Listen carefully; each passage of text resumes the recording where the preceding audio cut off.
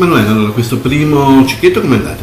È andato benissimo perché, come dicevamo prima, l'accostamento tra la sensazione di affumicatura del pesce, c'era una mousse di salmone affumicato, si sposa perfettamente con il lato più vellutato e morbido del Riesling. Sì, dicevi prima dell'affumicamento, qui c'era proprio, quindi l'abbinamento perfetto. Però vedo Fabio pronto con un altro abbinamento. Abbiamo dei triangoli di pasta sfoglia con funghi di stagione, quindi filferli, champignon, dello speck che ha fatto una fumicatura artigianale e una julienne di peperone giallo. Anche questo. Ti ringraziamo. Finferli che li ho proprio visti al mercato l'altro giorno quando sono andato per fare degli acquisti per la mia cucina, erano bellissimi, quindi siamo proprio in stagione. Poi adesso invogliano, quando si vedono al mercato fanno proprio voglia. E poi abbiamo lo speck, anche questo affumicato, anche quindi qui una carne torna di maiale affumicata e quindi anche questo è un accento che trova una giusta, diciamo,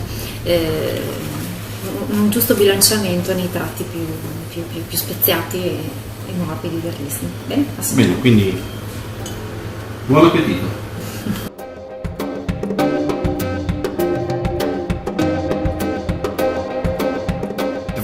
Fabio ci ha portato un Riesling davvero di rango, perché si tratta di un Riesling proveniente da una delle regioni a livello mondiale più importanti per il Riesling. Dove è nato il Riesling? Il Riesling è nato in questa zona della Germania. Ma qui hanno che tipo di approccio hanno con il vino? Cioè, hanno aziende piccole, hanno alta qualità, hanno aziende grandi? Com'è la situazione in Germania? Allora, questo parto della Mosella. Le aziende sono aziende tradizionali, ci sono anche lì aziende di più o meno grandi dimensioni a seconda, però ecco, troviamo davvero in quest'area, nella zona della Mosella, ma anche della Rheinau, che è un'altra area molto importante della Germania, troviamo un po' i grandi riferimenti mondiali per il Riesling, cioè dei modelli, dei produttori che hanno fatto dei vini che sono una sorta di modello anche per gli altri. Uno standard che fa riferimento. Sicuramente io inviterei Fabio qui a degustare con noi questi splendidi triangoli con i finferli, perché noi ne abbiamo assaggiati alcuni, ma mi sembra giusto che il padrone di casa ci faccia compagnia e insomma condivida con noi questo piacere. E voi appunto sulle materie prime che tipo di diciamo, se possiamo dire di ricerca fate, di selezione fate? Facciamo una ricerca di qualità, andiamo a cercare proprio i produttori che fanno poca quantità ma di elevata qualità. Cerchiamo di privilegiare prodotti senza glutine per accontentare persone che hanno problemi, ma anche che hanno anche una facilità per la digeribilità dei prodotti.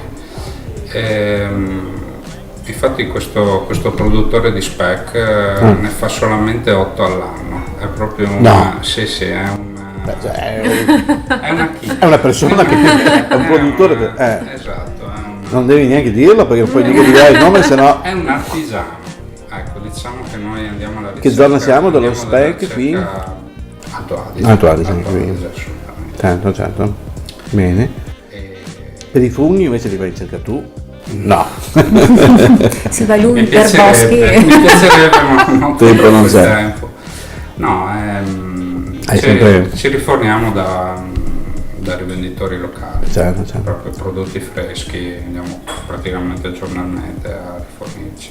Sì, penso che il valore di questo posto sia anche quello dove non c'è una cucina pronta per cui uno va dentro in dispensa, prende, scalda e mette in tavola. Qui c'è una cucina fatta al momento, che è fatta proprio da quello che trovi in piazza, diciamo, alla mattina, e che dici oggi facciamo questo, no? Quindi è bello anche di poter venire qui e trovare ogni giorno una proposta diversa, perché anche questo è apprezzabile magari per quella clientela invece più residente che viene qui tutti i giorni per assaggiare qualcosa di particolare, no? Assolutamente sì. Sono una bella sosta che ero dico. Bella sosta, mi hai portato veramente, mi hai aperto l'orizzonte.